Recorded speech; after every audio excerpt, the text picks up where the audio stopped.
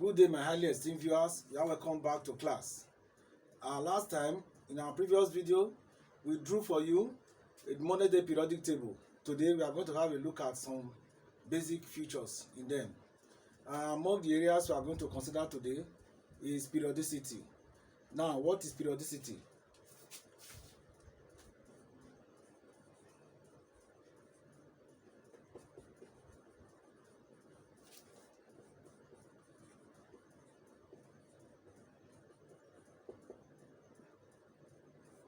So, by definition, periodicity is the variation in the properties of elements in a regular pattern, both down the group and across the period. By this, what you're actually saying is how elements behave as you move across the period and as you also go down the group in the periodic table. Then there are some properties of elements that actually show periodicity. These properties of elements are there are many. However, in our previous video when you were preparing for your JAM, we explained many of them. So for today, we are not going to go into all of them again. If you want to know more about them, search all those my JAM preparation. It was in form of questions. So for today, we are just going to discuss about 4 properties that show periodicity. And these properties are going to be broken into part 1 and part 2. So let's get started. So properties of elements.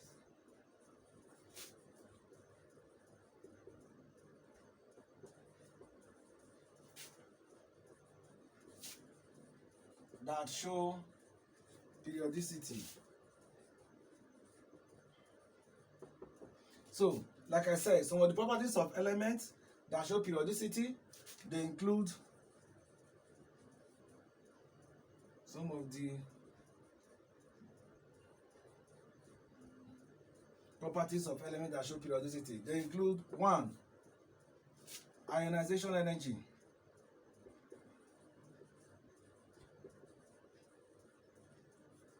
2. Electronegativity.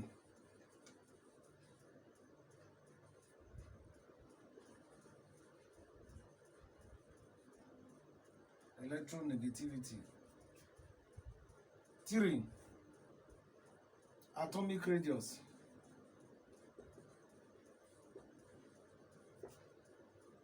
4th, last but not the least, we are going to talk ionic radius. Remember, in our previous video when we discussed it, it was under questions. They just gave us questions. We're practicing some questions that we encounter in your WAEC and JAM.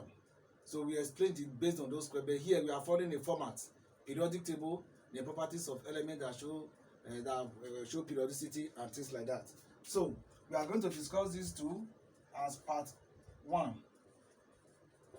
Write this one as part 2. So if you want to know more about those other properties like electrical and thermal conductivity, melting and boiling point, electron affinity, they are all in the other video. Just go to the JAM section of it and you see them. However, if you have any question, go to the comment section. So what is ionization energy? Ionization energy, there are so many definitions, but all of them are channeled towards the same direction. Ionization energy is the energy required to knock off electron from an atom to form an ion with a positive charge. That's ionization energy. To knock off electron to form an ion with a positive charge. For example, let's say you have group 1. Group 1 elements, they have one shell. As you move along, these are group 1 electron in the outermost shell. You have, let's say this one is hydrogen. This one is lithium. This one is sodium. All of them have one electron in the outermost shell. However, as you go across along the period, you have, let's leave this number 1 because of helium. You have lithium, you have beryllium, 2 electrons, you have boron,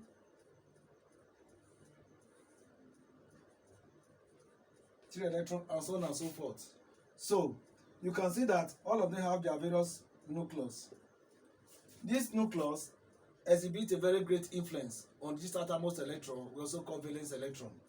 As more electrons are added to one particular shell, you find out that the effective nuclear charge will be increasing. That's the nucleus, the power of the nucleus to pull the electrons to itself. That's what is called the effective nuclear charge. The more the electrons added to one shell, the more the influence of the nucleus. So to remove the electron becomes very, very difficult.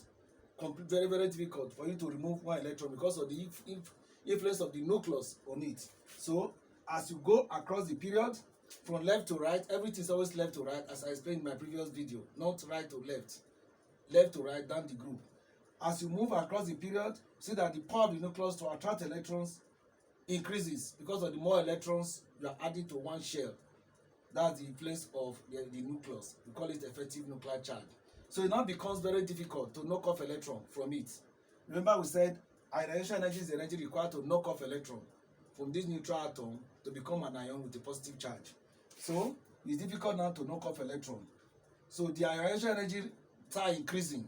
So assuming you have 5 here, this will now be 10, 15. It's increasing to knock off the electron because of the power of the nucleus on the valence electron located on the valence shell.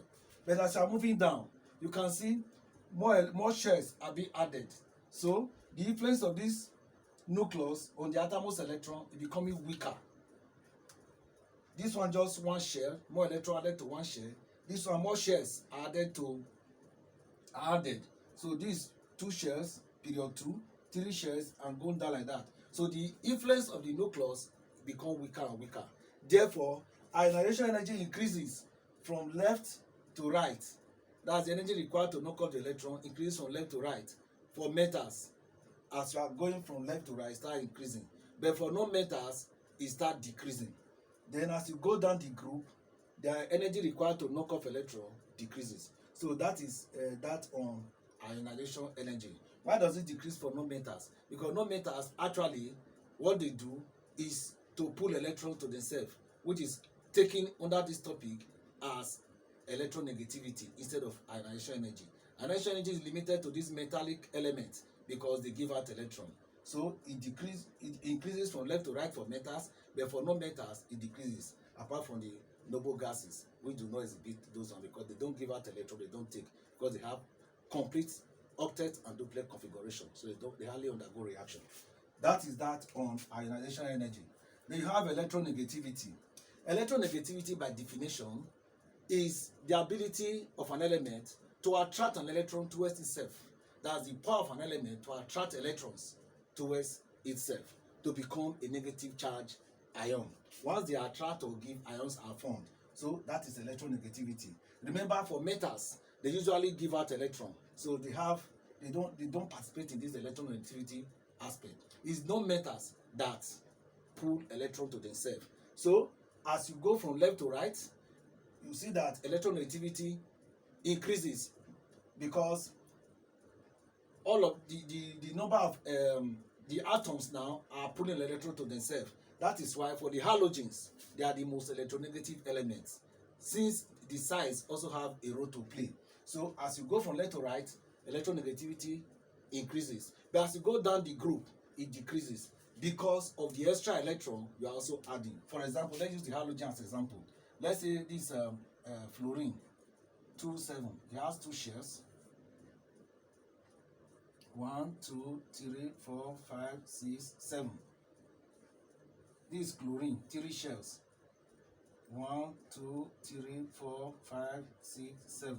All of them have 7, 7, 2, 8, 7, and so on and so forth. So as you are going down the group, you see the influence of the nucleus to pull electron to complete this octet now become weaker. You see it. So as you go from left to right, electronegativity increases. But as you go down the group, it decreases. Why does it increase from left to right? For example, the next one close to this halogen is this fluorine is oxygen. Oxygen also have 2 shells, 2, 6. You see it, 1, 2, 3, 4, 5, 6. So you need 2 electrons. To put 2 electrons to itself is more difficult than taking just 1 electron. That is why it increases from left to the ability. Remember, it's not energy we are talking about. We are talking about the power of an atom to attract, the attractive power. So the less the number of electron, the more the attraction. So as you go down the group, you go from left to right, the number of electrons needed being attracted by a shell along the same period, the number of electrons is reducing. So the effective nuclear charge is stronger because it can easily pull the electron. But as you go down the group, it decreases because of the additional share you are adding. So that is that on electronegativity. Remember we said ionization energy is the energy required to knock off electrons from an atom to become an ion with a positive charge, while electronegativity is the power of an atom, or the attractive ability, the power of an atom to attract electron towards itself to become a negative charge ion. Thank you very much for this video. Please watch out for part 2. Continue in our next video. God bless you. Shalom.